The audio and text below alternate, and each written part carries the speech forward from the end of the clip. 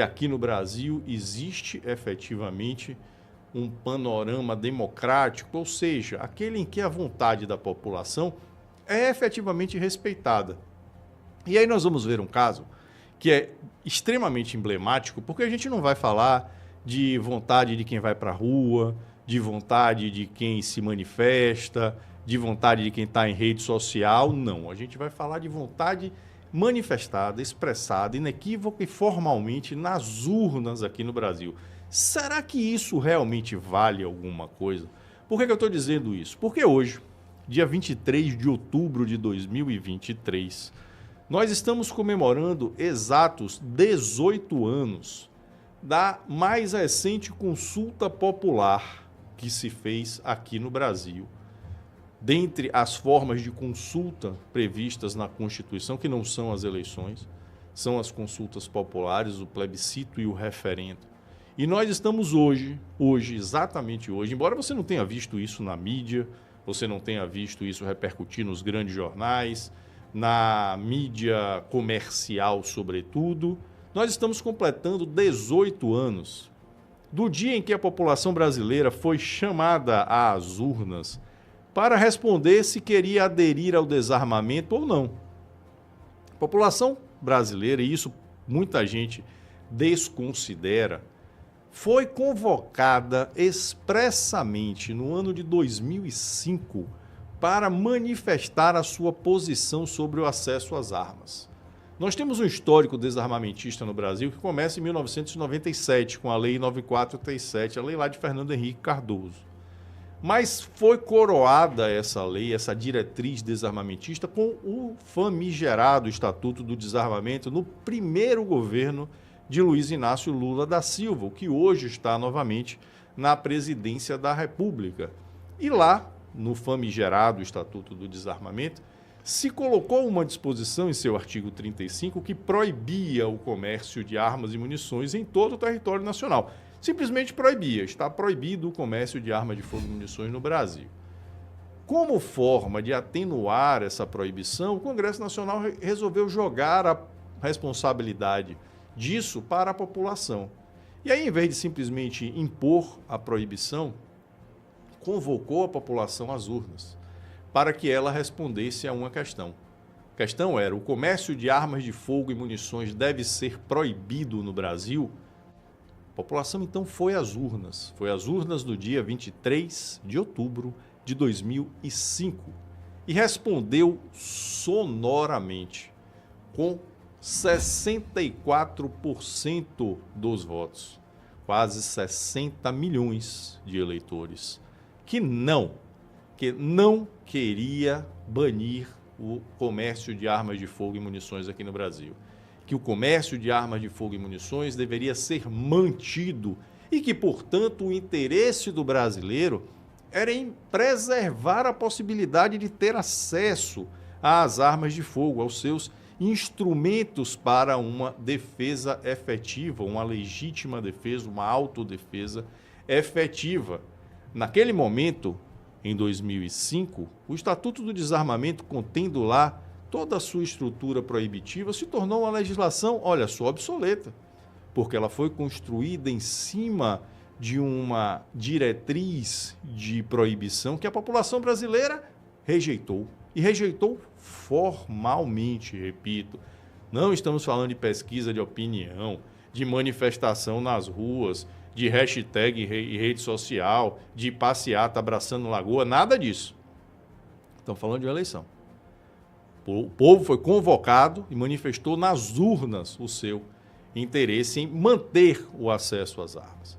Só que o governo, com um viés nada democrático, simplesmente ignorou essa vontade da população. Desrespeitou completamente o resultado do referendo e, mesmo com a população tendo dito que queria manter o acesso às armas, o governo passou a criar mecanismos para que as armas não fossem acessíveis ao cidadão. E como se fez isso? Utilizando lá aquela expressão que consta do Estatuto do Desarmamento, de efetiva necessidade. Pelo Estatuto, nós já dissemos aqui, nós já vimos aqui algumas vezes, Quem quer comprar uma arma simplesmente declara a efetiva necessidade. Mas o governo, lá, quando regulamentou o estatuto, lá em 2004, disse assim, olha, não basta declarar, não, vai ter que demonstrar. O delegado vai analisar essa declaração e pode se convencer ou não de que o indivíduo tem efetivamente uma efetiva, perdão da redundância, necessidade de ter uma arma. Isso podia ser feito? Não, era ilegal, absolutamente ilegal. Mas foi feito e perdurou de 2004 até 2018. Lá no finalzinho do governo Temer reviu essa proibição e cumpriu a lei. Fez assim, olha, não, declarar é uma coisa, demonstrar é outra. Mas já era tarde. De 2004 até 2018, essa armadilha devidamente montada pelo PT, esse artifício, foi responsável por reduzir o comércio de armas de fogo no Brasil em 90%.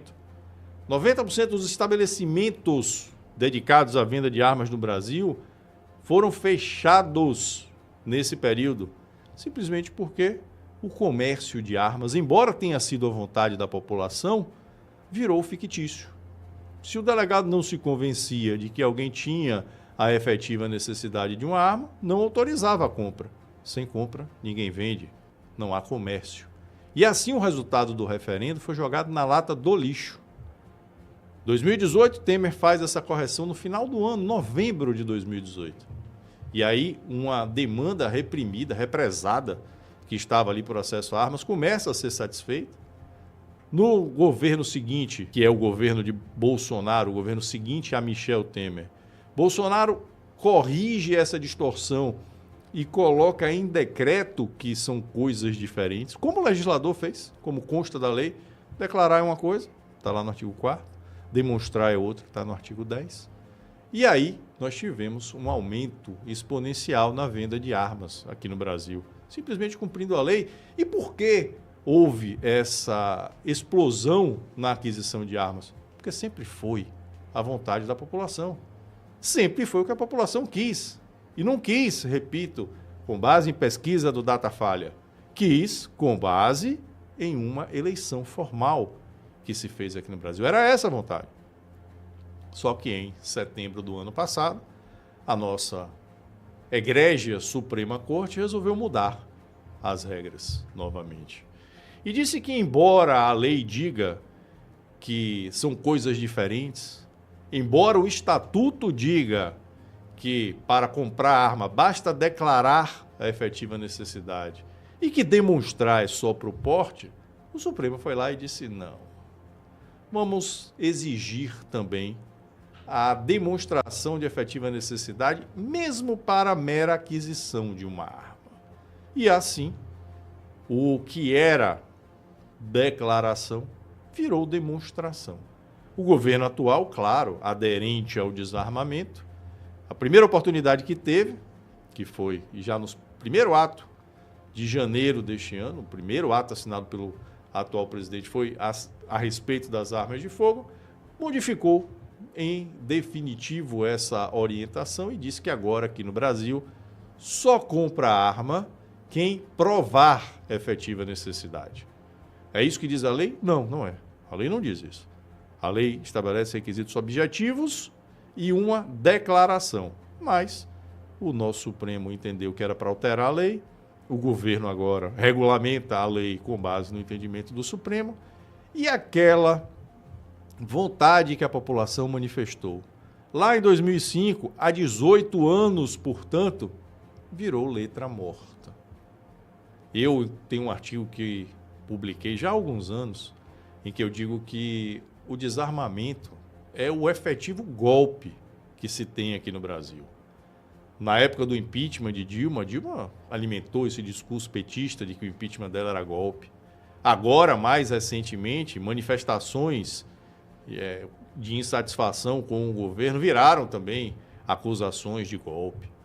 Mas o golpe que existe aqui no Brasil é o desrespeito à vontade popular. De que vale uma eleição em que a população é chamada às urnas para manifestar a sua posição e depois essa posição é ignorada por artifícios jurídicos e judiciais, mais recentemente, que não deixam que essa vontade manifestada nas urnas prevaleça. Que democracia é essa?